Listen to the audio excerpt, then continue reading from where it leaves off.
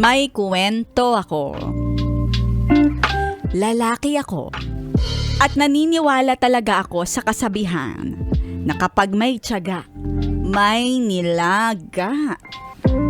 Meron akong babaeng nagugustuhan sa trabaho. Pero kahit gusto ko siya, ayoko muna magpakita ng motibo. Dahil naghahanap pa ako ng tamang tiyempo. Kala ko ng embutido. Eto kasing nagugustuhan kong babae ay parang kabayo. Bakit naman parang kabayo? Kabayo na may tapahoho sa mata. Hindi siya nadidistract sa ibang bagay maliban sa trabaho. Seryoso, kaya sa tingin ko ay seryoso din siya kung magmahal. Ay. Nung isang beses, chinempohan ko na sumabay sa kanya sa paglabas ng opisina. Sa una, nag-hi ako, nag-hello naman siya. Kakausapin ko pa nga sana kaso ang ilap niya talaga. Ang bilis niyang lumakad palayo at laging nagmamadali. Biruin mo 2 linggo na puro ganon. Hi at hello lang kami. May araw din talaga na makakausap kita. Sabi ko sa sarili ko, ay wow. Kinakausap ang sarili. Ganyan talaga kapag in love. Ay! Ayun na nga, umuulan nun.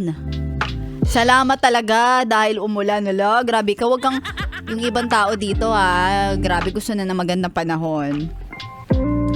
Napahinto siya sa tapat ng opisina. Bad trip pa yung mukha niya at ang sungit-sungit. Pero nilapitan ko pa din. Sabi ko, naku, mahihirapan ka talaga makapag-book ng motor lalo na't umuulan. Gusto mo, sabay na lang tayo. May payong ako. Pero parang mas na-challenge ako sa kanya kahit ang sungit-sungit niya. At bilang papansin naman talaga ako sa totoong buhay. Ayan, buti naman inamin mo. Sumilong din siya sa payong ko dahil sa wala siyang no choice. Lagi ko siyang binabate makatapos nun. Makalipas nun. Tapos, natawag ko siyang, hoy, sungit. At tinitigan niya ako ng masama. Akala ko nga ay magagalit. Pero bigla na lang siyang tumawa. Tapos sabi niya, alam mo, nakakapikon ka din no?